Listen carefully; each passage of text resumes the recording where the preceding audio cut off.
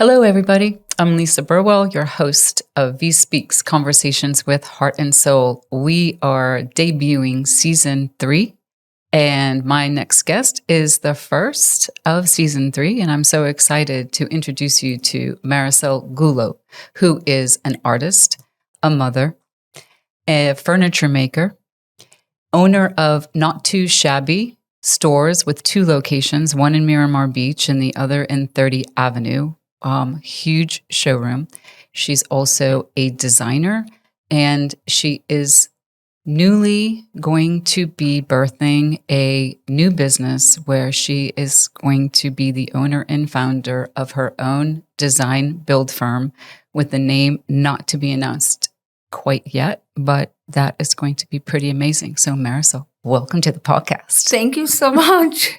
I'm so happy that you're here. Well, thank you for having me, Lisa. You're so welcome. So we'll go back to the beginning of the story, but not until we talk about the most recent excursion that we had together, which was only Thursday, in your beautiful home in Churchill Oaks. That was the first design build home that you and your husband, Tony, worked together on. And we can all attest to how absolutely unique and gorgeous and next level that home is, that is so new and something that's not done before. In a world where so many things are done over and over again, it's hard to be new. Tell me what you think about that. Well, I do like to do new things. I know we live in an area which people vacation here to do. I mean, they come here for the beach. They come here for all our, like, the beautiful sand, the beautiful water, all the houses are wanted to be white. The ones are not, but we're moving towards everything being white all the time. And we use the same furniture, the same colors. I do believe as an interior designer, you should push it. And what a better place to push it than my house? Mm-hmm. It's still very white. It's still very organic, very clean. Plus, I really feel that things are moving towards that direction. So I wanted to do something that will stay relevant for a little bit. It might not have quite arrived, but I am pretty sure that that's the direction the design and building is going. So I love it. Yeah, it's so beautiful. And it took you a ridiculously unheard of short length of time to actually bring that from ground up, which was something of a massive feat for you to do. And so tell us how you did that in 12 months when most builders cannot do it in a much longer time than that. Well, I really don't want to give myself that much credit in the way that I really personally think that the building process is not rocket science. It's all about scheduling. And I also will say it about myself. I'm a finisher. I don't like to have things lingering for months or months and months. So really, it was all about scheduling. And you were hands-on too. And I was hands-on. Right. One time, it's kind of funny because one time we were going to go, actually, for my birthday last year, we were going to go to Miami for a trip that my friends planned for me. And then I was late for a flight. And my husband sent them a photo. And there I was in the roof with my Miami clothes because I was ready to go. But then we were having a problem with the roof and the parapets and in the waterproofing. So I do whatever requires to do to be done and to be efficient. Right. So, and now you live there and you're living in the space, which must feel incredible that it's your own creation that you're living in. It does. The house have a really good energy. It's it has very, very clean lines. It does. I think not many homes that has all gallery walls, which is something I really love, how clean the lines is, having all the Venetian plaster meeting the choa stone floors. It makes it feel like old world, but like contemporary. At the same time. So it's a warm contemporary. It's not like contemporary leather, like European. It's like a beach contemporary vibe. Right. It's so magnificent. And your art that you, and the chandeliers, so many different chandeliers in that great room that all just magically work like an art gallery. I think that every piece is so purposeful. Your outdoor space is one of the largest, most cool outdoor spaces I've seen in a really long time. That's amazing. And just so many things. And so for our listeners and viewers, you will see this beautiful artisan and creator grace the cover of our annual Home and Design issue in November. And we did this amazing shoot that she brought to life with Ramona Robbins Reynolds as our photographer, and a great crew on set that day. And everyone brought it, and you did an amazing job. We've done many, many shoots before over the past 15 years. And I would have to say that your closet rivals movie stars. That closet is unbelievable. You have such amazing taste, and wait till you see it, everybody. It's something that we're all really excited about here, and to share her home and get a glimpse into her home and her lifestyle and her talent and her design aesthetic sensibility, as well as like the most tricked out clothes that you could possibly imagine. And you did great. You did such a good job. There were so many people in your house, and for a split second, a couple of times, I went and I opened your refrigerator to get some water, and then I stopped myself and I'm like, oh my gosh, I'm opening Marisol's refrigerator, and like, this is her home and this seems rude. But I was just like so wired to think like, well, I'm on set right now, so I have to get some water. But then that made me think about how there was such intrusion on your own home, and the fact that you just were so gracious and calm when about, 20 people were in your house at one time going on. I have to say, on so many levels, so many great things happened that day, but my hats off to you for having immense composure. I mean, it was unbelievable to watch that. And there were so many other things that were a feat that were going on, but that was impressive. Well, thank you. I really will have to give you credit for that, Lisa, because you made it so comfortable. It did not feel that way. It did not feel like an intrusion. And everybody was trying to help me to look the best that I could look, to like fluff this little corner because we're taking a photo here and then we already have like run through the house and got everything in fluff. I really will give you guys the credit for that, how seamless and how professional and sweet everybody was. To me, to my husband, to my dog, to the house. Like everybody's so respectful. Right. I know, it was amazing. But it does take a team. And, so many people working on that behind the scenes to prep and get ready. So that's like our art director, Sally Neal, who was putting the inspiration board together. And then Kelly Curry, who's our marketing director of communications and everything else to make that come to life. And, our Mark Little, the videographer, created a really groovy little spot. He did. That's going up. When I saw it, I was like, oh my gosh, this is amazing. Yeah. Now you guys have made me look so good. Yeah, that was amazing. And so everybody, and then, the article to come, Jordan Staggs, our editor, is most likely going to write that or assign it out as well.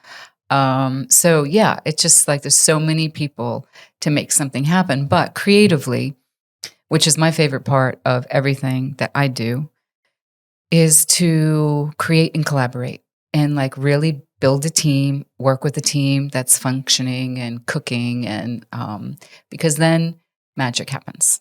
You've done it, Lisa. You really you've done it. You build that team.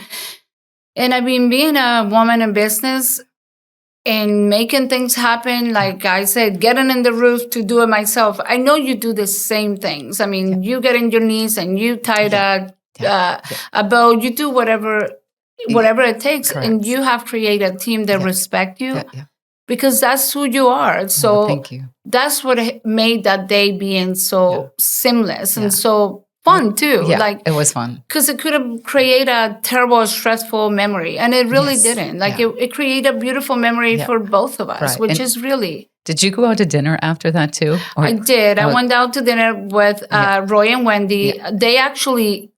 Wendy went back home and changed back into her comfy clothes.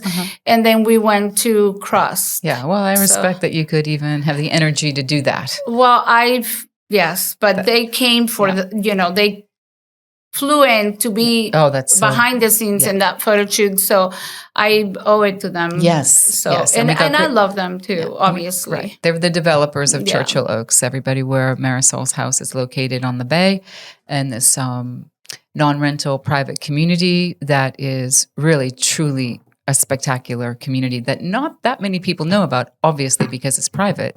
But I think it's having its comeuppance, and like it's really on the radar right now because so many people have like found the hidden gem that is Churchill Oaks. So, it's going to keep going, and there are some homes left to build in there. And I know you'll, be keeping your eye on all of that too as you move towards your new business. So let's go back to the beginning. When did you move here from Costa Rica? What year was that? Oh my gosh, it feels like a lifetime ago because it was. Yeah, okay. It was in 2001. And the first time I came to Destin really was for our honeymoon because I met my husband, obviously, in Costa Rica, as everybody knows. We moved to Naples the first year of our marriage, Naples, Florida. But we came through Destin for a honeymoon. We went to New Orleans to Jazz Fest and then stay here like 3 days. We were like staying in somebody's house. I was super... I don't want to say broke, but we have no money. Just want to say a little better. I think that's the definition of broke. Correct. But we have no money. So we stay actually in my brother-in-law's father's house. He have a house in Gold Pine. We stayed there.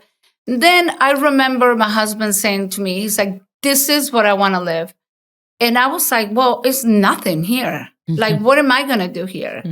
And then we just went back to Naples, and then a year later, we were presented with the opportunity to move here, and then we did it. Wow. So that's amazing. And so you were a lawyer in Costa Rica? I was a lawyer in Costa Rica when I met him. I met him at my work, which I will say this, being an educated person, a lawyer, an accountant, whatever you are, and moving to another country without speaking the language and without knowing no one is one of the most humbling processes that a human being can go through.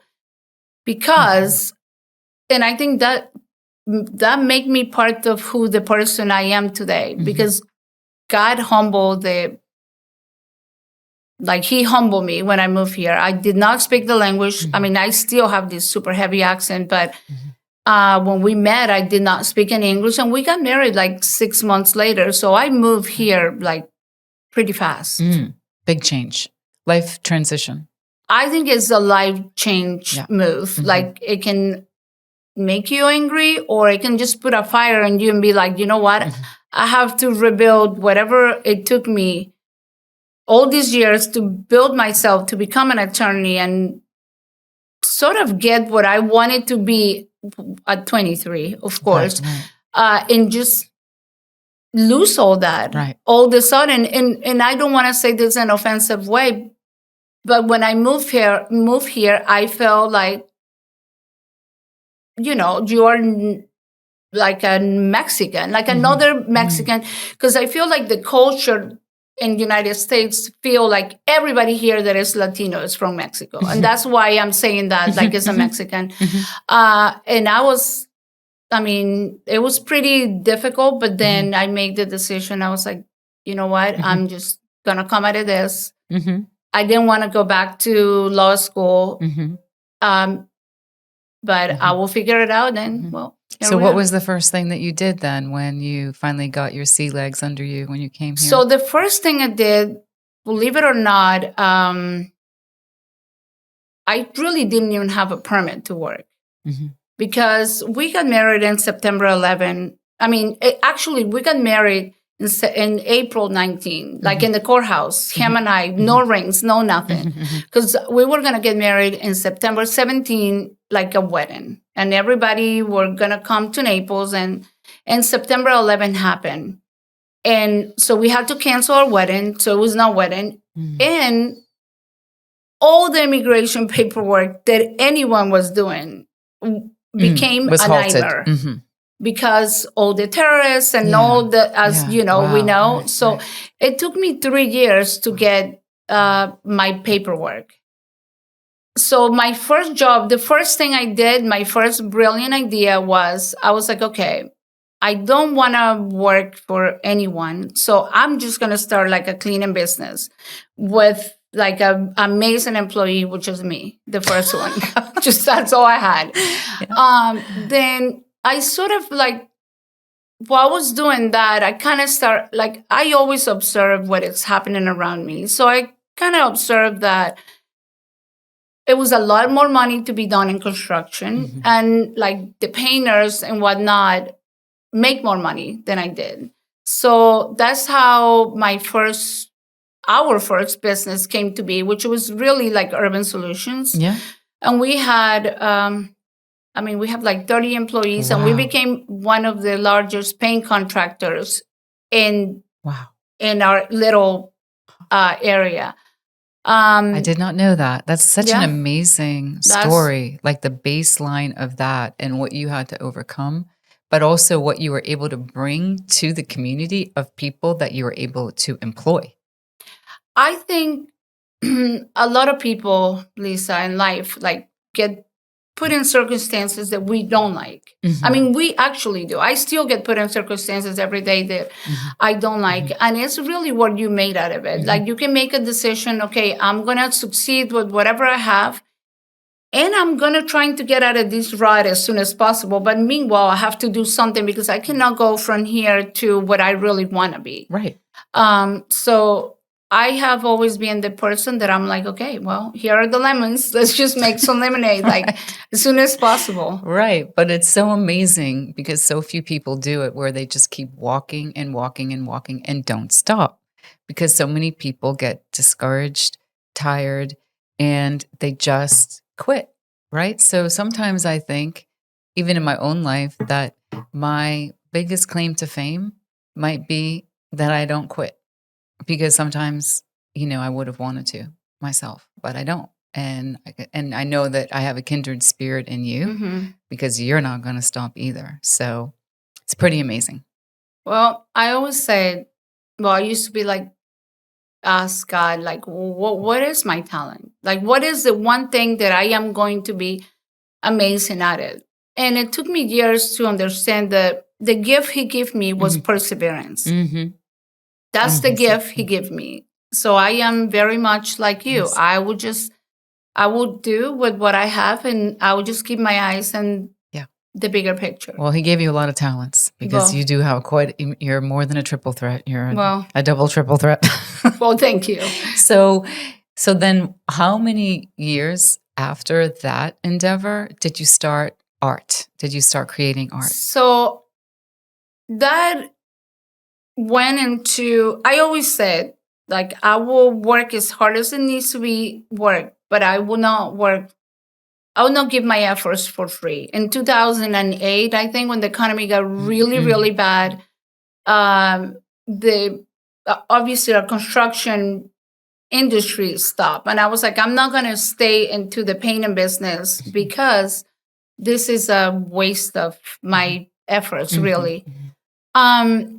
At that point, Tony and I have been married 9 years. I could not get pregnant. And I think it was like God gave me, then I got pregnant.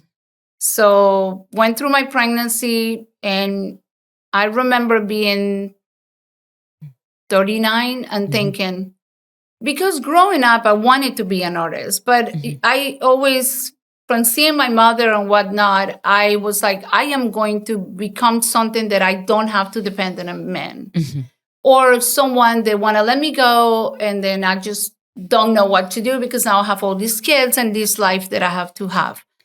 So that's why I went to law school in the first place. But I really wanted to be an artist. But I was like, nobody makes money with art, really.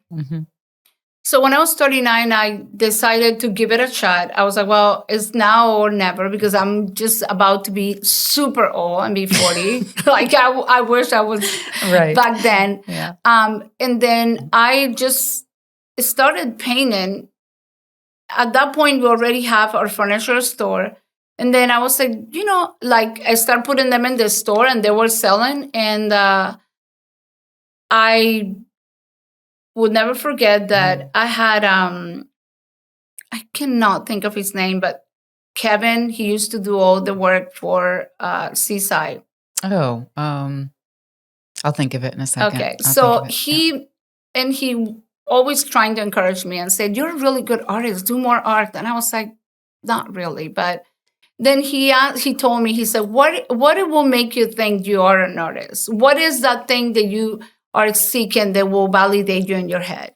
And I said, well, if I won like South Walton Artist of the Year, I think that would do it. So he went and just filled the paperwork. And then he's like, okay, well, you're up for the challenge. And then I did 3 pieces of artwork and submitted them. And I won. Well, that's great. To my surprise. Yeah, that was good of him to be such an advocate for you. And he knew how to connect you with the right people. And he believed in your work. That's pretty awesome. Because you do need people along the way to, lift you.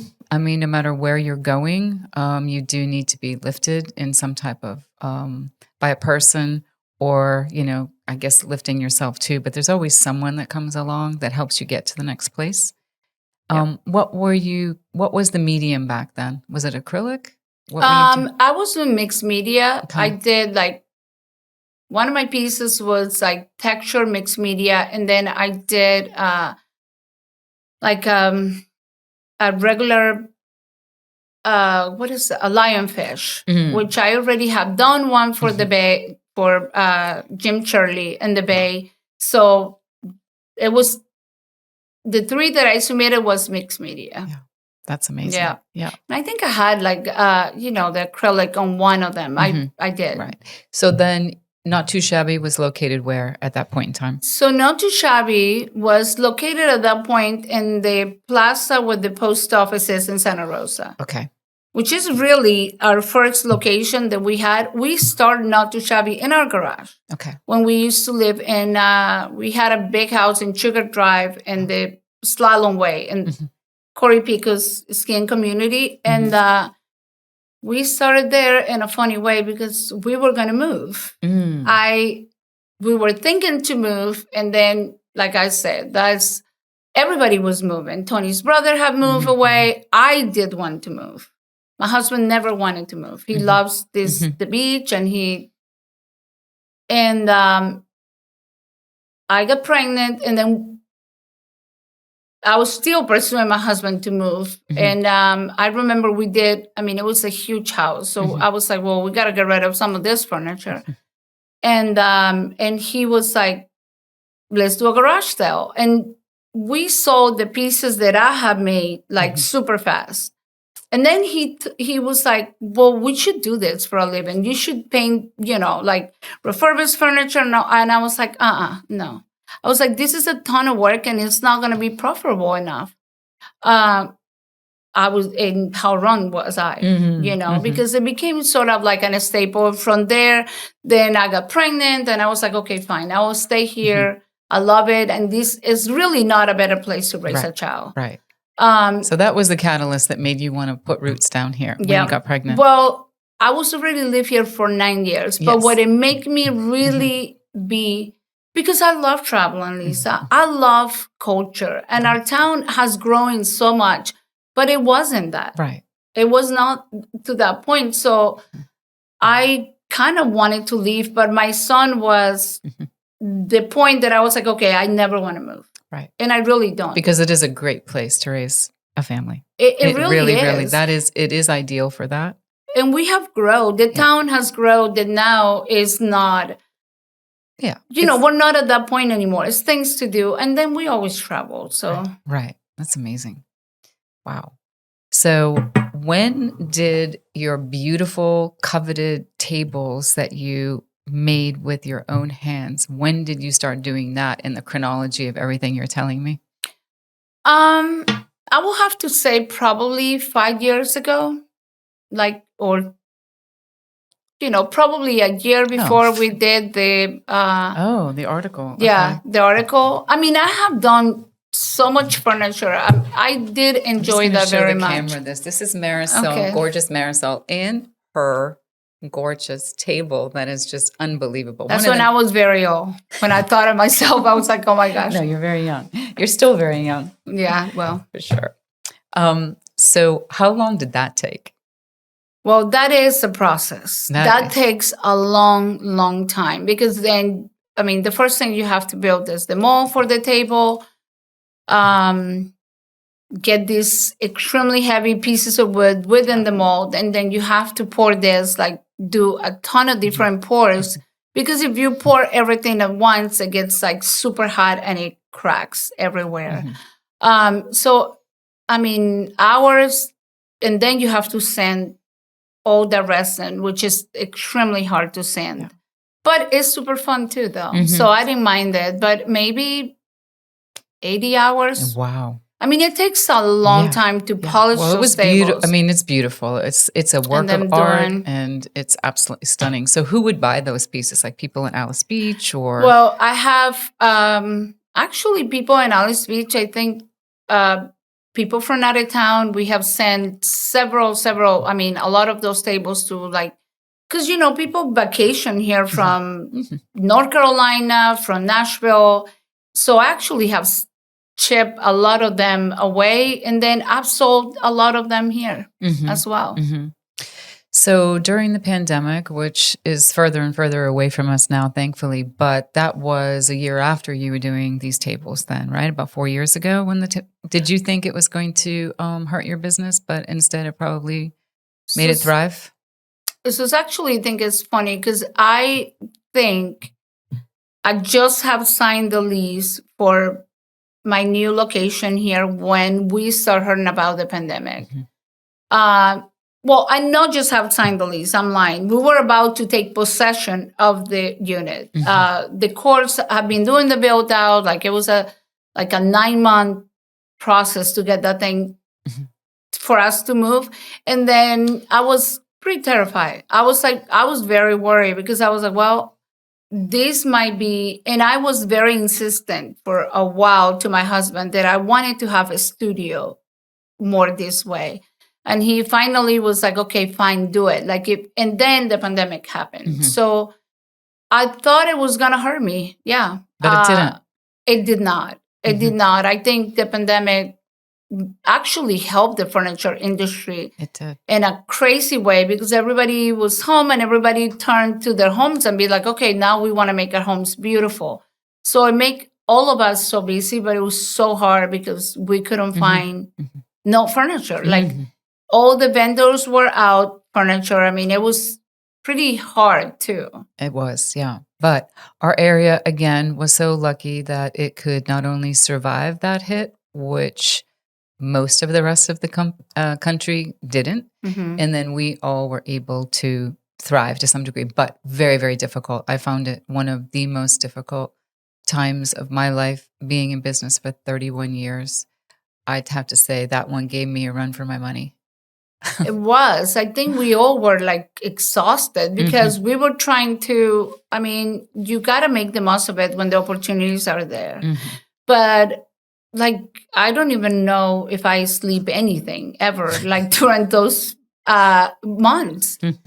But, and then I actually, well, yeah. I mean, it was super, super hard. Like, I agree with you. Like I said I lost like 4 years of my life. Yeah. And then it's a game of catch up. I noticed in the last maybe year and a half that it seems like it was a boomerang. You were surviving, you were, thriving, but still nervous during the pandemic. And then it seems like the boomerang came back and you had to work harder and faster than you even did before because everything accelerated like, oh, now we're back to normal again. So like let's catch up on 4 years worth of work, which also has been a bizarre period to move in as a business owner, I would say, in the last year plus. It really is. It has been really tricky because during the pandemic, we all got hit with a ton of work, but we had no resources, and we were trying to compensate for that. So that made it. I mean, I had like 30 projects open because things will not come in, and you keep getting new projects, and you're like, okay, but I'm missing like the dining room. I have it. It's just it was very difficult. But after a finish, which I thought, okay, now we're just going to slow down and go back to normal. We still have a ton of projects open from the pandemic. Right. But then our town continued to grow, and our town continued. I mean, I don't feel like it ever did a stop. Of course, now it's easier because I'm able to finish a project. Like I'm able to get all the things that I need and install them and be done and move forward. But I think it has been very different than what I thought it was going to be, and very unpredictable is the word I'm looking for. Yeah, good word. Definitely a good word. So how long had the idea that you had to create your own design build firm been swirling? Well, it has been in my head for a while.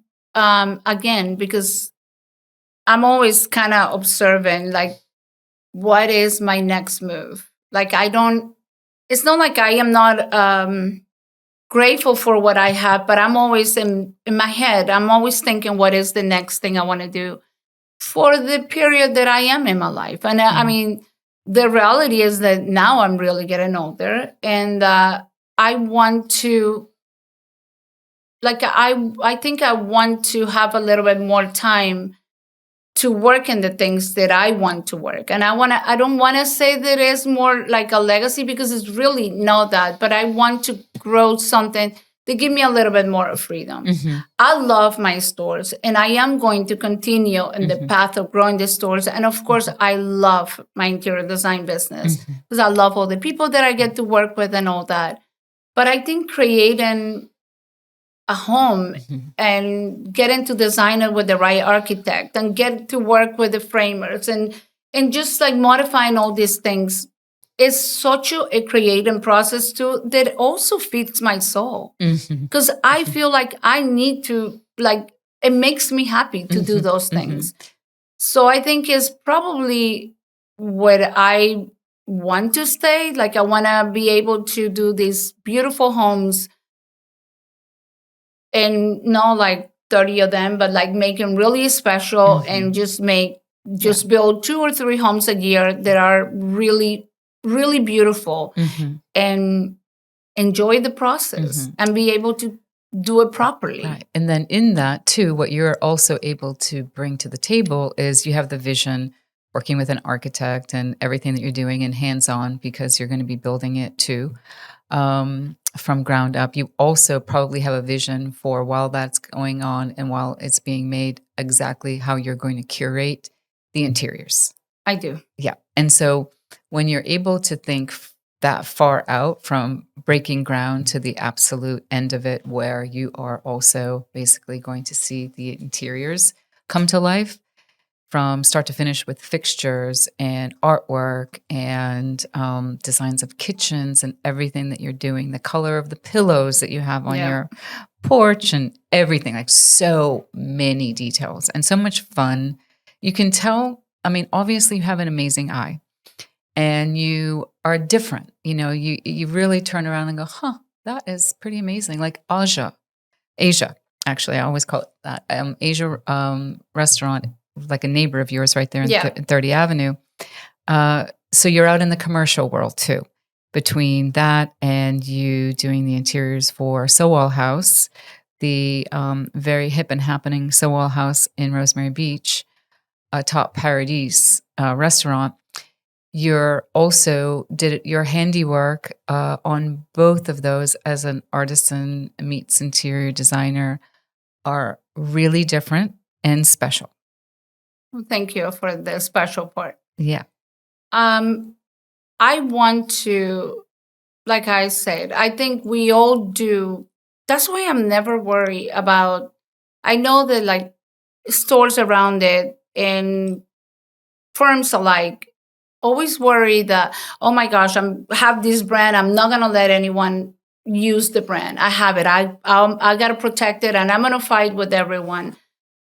I'm never being that person because I feel like we all are so special. Like we can all grab the same chair and we will establish it very different. If we're not trying to copy each other. Right. You know, we can get inspired by each other, but I usually, I just run with, I mean, I love the process of being able to pick the light fixtures, the colors, because you can see, it's like I'm doing a painting. You can see the whole thing developing in your head. Right. And then you can put it in like beautiful boards, and hopefully, you know, the homeowners don't crash your dreams too much because they are always moving things and changing things. But, you know, I love it. Yeah. Well, that's amazing. So what are some parting words of wisdom that you can give to somebody that wants to go do something? Especially like, women, like seeing as we're both women in businesses. Like if you, whatever business that you are, like if you're an interior designer, if you just go there and be hungry and go get it. It's there for the grabs. No matter how you think, don't concentrate on the difficulties. Just have a very clear goal of where you're going, and then it's just a step ladder to get there. Just follow, stay focused on your goal and go get it. Right. One more thing that I want to ask you. Your son came in at the end of the photo shoot, and he's so adorable. Thank you. And what did he think of his mom being a cover girl for a magazine? He's a boy, Lisa. If anything, he's like, please don't embarrass me. He's 13 now, and anything that I do is embarrassing. Oh, right. Like if I get out of the car, God forbid, and give a kiss before school, I'm not even allowed to drive in front of the school. Right. I have to drop him like in the curb before so he can walk by himself. But he was very, Piper is our dog, but really, like Piper is his dog. Okay. Like you know, of course, I'm the one that feeds her, and that's why she loves me so much, because I'm the one that actually take care of her. Right. But he was like, "Is Piper gonna be?" Because I show him one of the photos. So he's more impressed with correct. That. Okay. Just to make it sure. So he wants to make sure. He's like, "Is Piper gonna be in the cover, Mom?" That's great. So he's super excited about that. Right. I'm like, awesome. I don't know. Maybe. I don't know. Yes, maybe. Maybe that will happen. Who knows?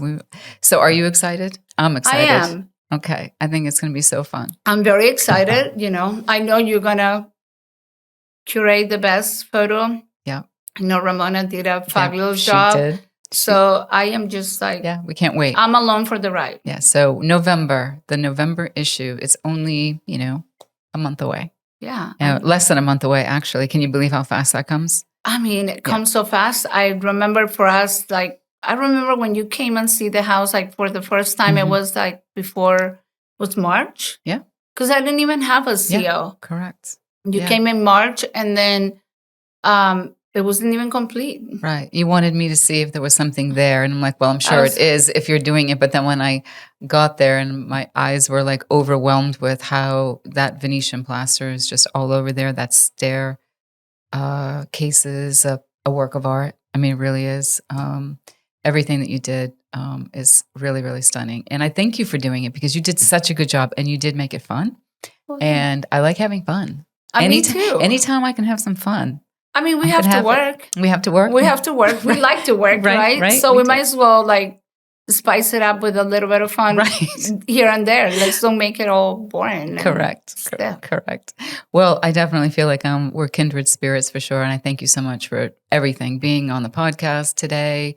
I know you're really busy for taking the time out last Thursday, which was a whole day off your calendar that you have to probably catch up on. Yeah. And everything. So everybody, this is Marisol Gullo, and we thank you so much for being here. check in with us, and also like all of our channels, our social marketing and YouTube when this spot is up, and our other ones. And we hope you enjoy continuing to listen to VIE Speaks Conversations with Heart and Soul. Have a great day, everybody. Bye-bye.